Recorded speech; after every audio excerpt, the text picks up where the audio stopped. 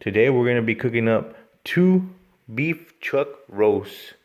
Yes, they are USDA select, but this is what I had available to me. It's this one's coming at 4.37 pounds. This one's 4.76 pounds. You might be asking yourself, why would you do this, Jacob? Get something that's USDA select. Well, I've been going to my local markets and I can't get a brisket. Yes, they have them available, but people buy them and I don't have a chance to get one. So I was reading on an article one time that's stating that chuck roasts are similar, if not better, than a brisket. The only issue was price, $4.29 a pound, and brisket, of course, was about $1.99 to about $5.99, and that's being the Wagyu brisket. So now that brisket has exploded, I guess I've seen images on Facebook saying $7.99, $8.99. I've even seen $12.99 for some people up north. So yeah, this is we're gonna try to see if this is comparable, if not better than brisket. So how we're gonna do this, like we always do a brisket, we're gonna season them up, throw them on the pit, low and slow, and bring them in. We're gonna season these bad boys using some light brown sugar, kosher salt, and ground black pepper.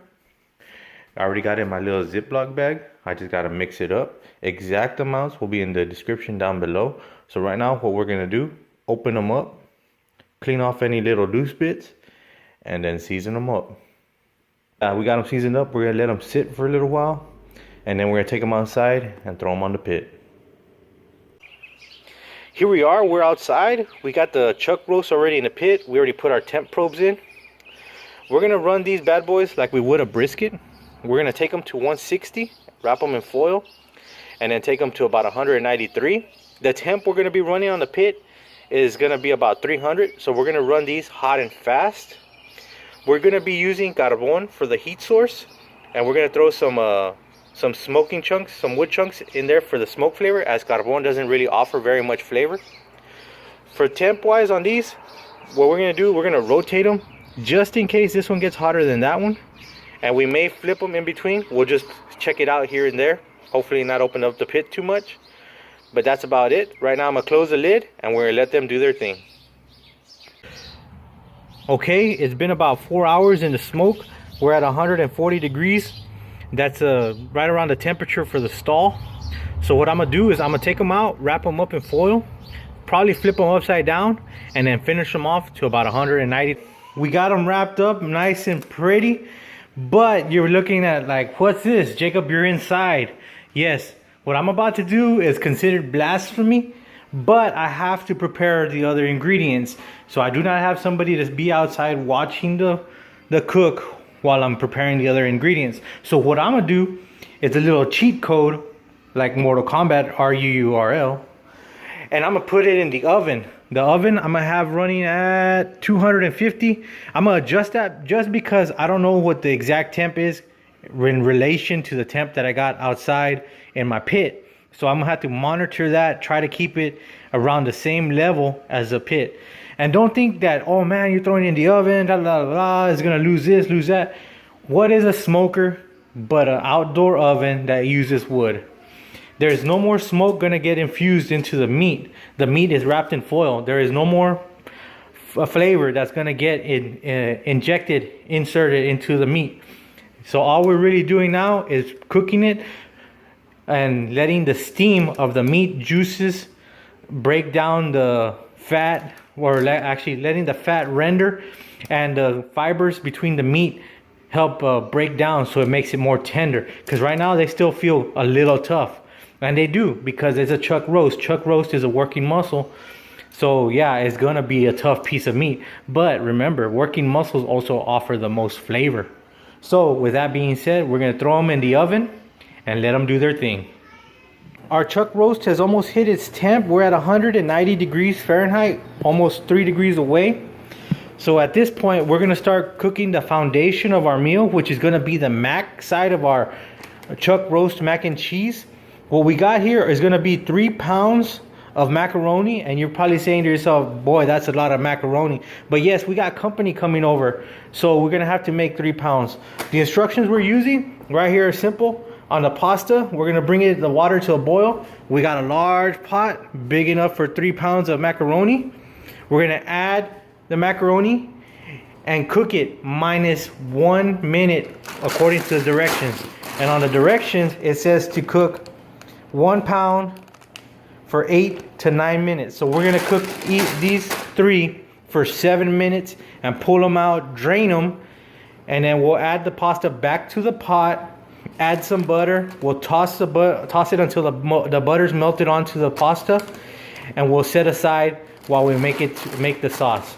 So here we are, just waiting on that water to boil, and we'll get this process started. The chuck roast has already hit a temp of 194 degrees. So what we're gonna do, we're gonna pull it out from the oven and we're gonna let it rest. I forgot to mention, when putting the water to boil, add some salt to it. It's about a tablespoon per every 4 quart. I don't know how many quarts of water we got in here. We just added some salt, more or less. But anyways, well, now it's time that the water is boiling, it's time to add the noodles.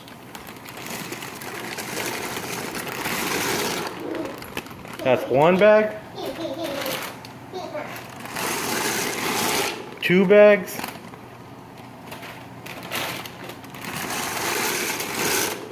3 bags. We had plenty of water for 3 bags. Now when the water starts boiling again, we'll time it. We'll give it 7 minutes from when it starts boiling again. Now that the water has begun to boil again, we're gonna time it 7 minutes.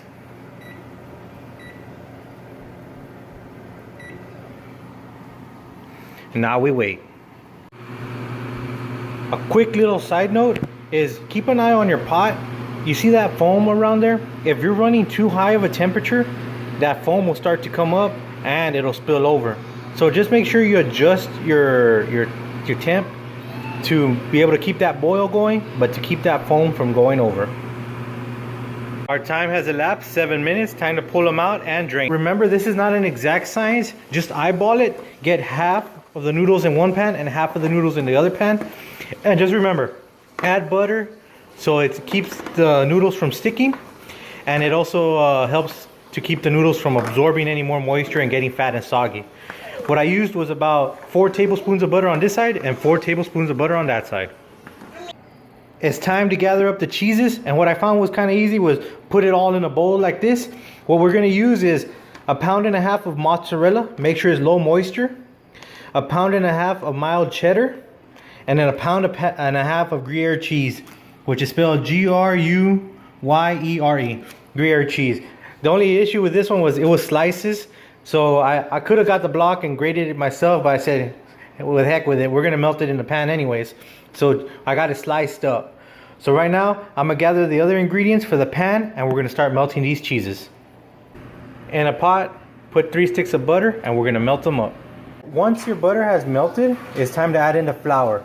Try to add it like smooth and thinly so it doesn't get lumpy, and if it does get lumpy, use a whisk to mix it up. After mixing up the flour, just make sure you don't got any more lumps, and now you're going to be left with this paste of flour. Now it's time to add the milk. For this cook, we're going to add approximately 18 cups of milk. So make sure you have a big enough pot to accommodate that amount of milk. After the milk has been cooking for a little while, it looks like it's gotten thicker. Now it's time to add the cheese. We're gonna melt the cheese into this this concoction.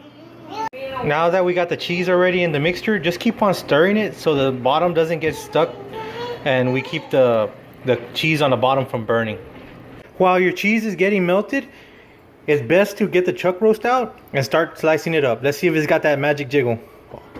It's got a little, not too much, but it's okay because we're gonna chop this into little bitty pieces. While the cheese is still melting, get some of the meat and start placing it into the pan to mix it up with the macaroni. In a small pot, get 4 tablespoons of butter, melt it up. Once it's already melted up, add in 4 third cups of breadcrumbs, which comes out to a cup and a third of breadcrumbs, and mix it in. Make sure you get rid of all the lumps so all the butter gets spread evenly. Okay, now it's time to put the sauce on the pans. So what I'm gonna do is I'm gonna use a small little pot to put the sauce in. Let's see how this works.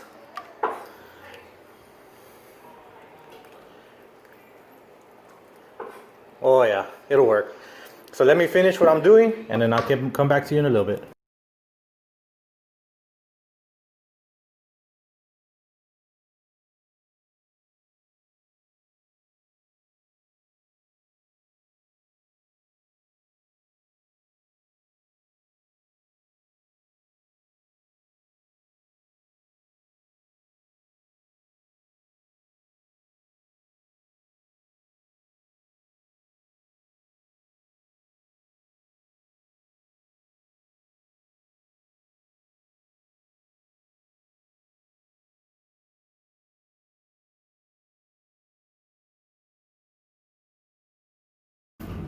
Okay, after you put some cheese, make sure you don't overfill it. Just put enough cheese and mix it all up together so the cheese incorporates, goes into the noodles. Everything is mixed nice and neat. Now, what we're gonna do, just for presentation, we're gonna drizzle some chuck roast on top. Okay, now that we have the meat spread on, now it's time to add the breadcrumbs. Okay, add your breadcrumbs.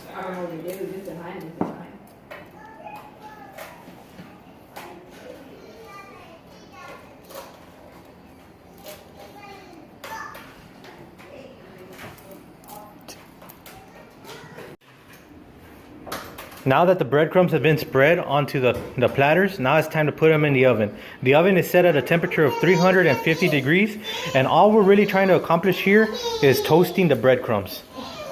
Got the secret ingredient. We're gonna put some finishing butter, some white and black truffle butter from HEB. This will elevate the meal to the next level. It's got flavors. Oh man, I can't really explain to you very well, but yeah, it'll really make this an awesome meal. All right, we already pulled the mac and cheese out of the oven. It was running around 300 because 350 I felt was a little too hot for this. So all we're really looking for is for the crust to develop on the top, and it looks like it developed pretty well. I did throw some white and black truffle finishing butter to help give it another pop of flavor. So right now what we're gonna do, let it cool down just a little bit and start serving it.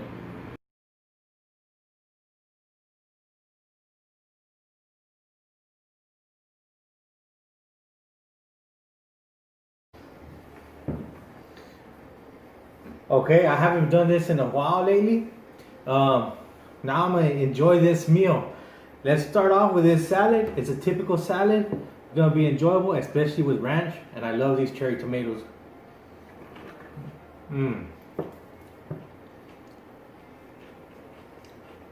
Yep. The salad's gonna be good. Okay.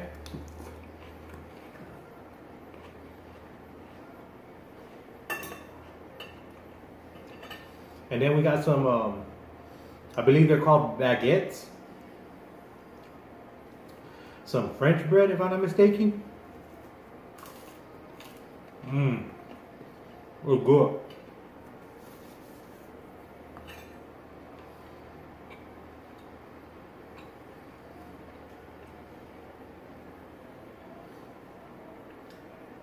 I gotta remember not to take that big of a bite because we're still recording. So I need to be able to speak quickly. So first off the bat, I like the way it stayed kind of holding together. The cheese started to tighten up, and then the meat, oh, it got a nice color, nice exterior. So you can see where the breadcrumbs got some of that white and black truffle butter. So it looks really, really good. It smells amazing. So let's try a piece. I'm gonna try to get a piece of meat, some of that truffle butter, some of that macaroni. Oh yeah, let's see. There it is. My God. The flavor of the cheeses comes through. It's hard to explain because it's cheddar cheese, Gruyere cheese, and mozzarella. Everybody knows what mozzarella tastes like. It comes in a pepperoni pizza, on You can buy them in cheese sticks at convenience stores. So everybody knows what pepperoni, mozzarella tastes like. The cheddar cheese, since it's not very, since it's not very sharp, you don't taste it as much, but it's there. As with the Gruyere, well, unless you've tasted Gruyere cheese, you won't know it's there. And to be honest with you, I don't even know what it tastes like. I should have tried a piece before I threw it all in the mix, so I can tell you what Gruyere cheese tastes like. But I do tell you this though, it is excellent for melting. That was the first cheese to melt down. So I'm gonna take another bite. Oh my god. Okay. The flavor of the chuck roast, since it's a working muscle, it offers more flavor. Like a brisket has flavor, yes, of course, right? But the chuck roast, kind of like a fajita. Like a fajita is a working muscle, so it's tough, and you gotta cook it just right so it comes out delicious. So it offers that much flavor. The same thing with the chuck roast. You gotta cook it just right. You can't just sear it on a grill, serve it like a steak. No, you gotta low and slow. Take your time with it. Let it do its thing. And that's what happened here. Okay, I did kind of rush it because we did cook it hot and fast. I could just wonder what would happen with this chuck roast had I cook it low and slow. I'm pretty sure it'd be amazing. Also, on top of that, this is a select piece of meat. I'm amazed at how well it tastes, how well the texture is for being the cheapest cut of meat you could buy at a store. So, or I'm sorry, not the cheapest cut. I'm saying the cheapest, the lowest version on the scale of USDA available at the store.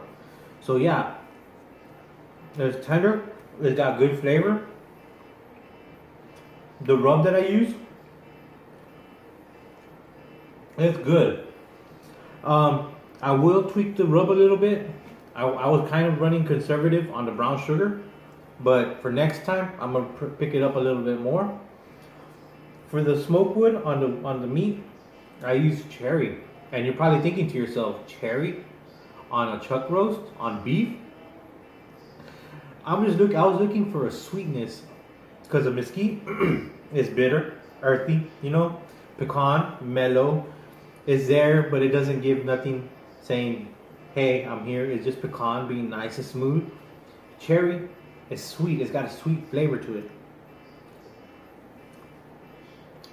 And yeah, that's pretty good. I can't really do more for the fruit wood to give it, like, to force itself there. I guess to make it stand in the forefront, because it was saturated in cherry smoke. I guess the only way to infuse more cherry smoke into it would be to cook it low and slow. But that's an experiment for another day. So with that being said, this was a win. Was it perfect? No. But like I said in all my videos, no recipe is perfect. We try them out. We don't like them. We could always fix them. So yeah, now I know what I gotta do for next time. So what I'm gonna do right now, I'm gonna tear this plate up and enjoy the rest of my evening. So without further ado, this is me saying, hit that subscribe button, hit that like button, hit that share button, hit that notification bell, and stay tuned for more videos. I'm gonna enjoy this meal. Until next time, this is Jacob saying peace.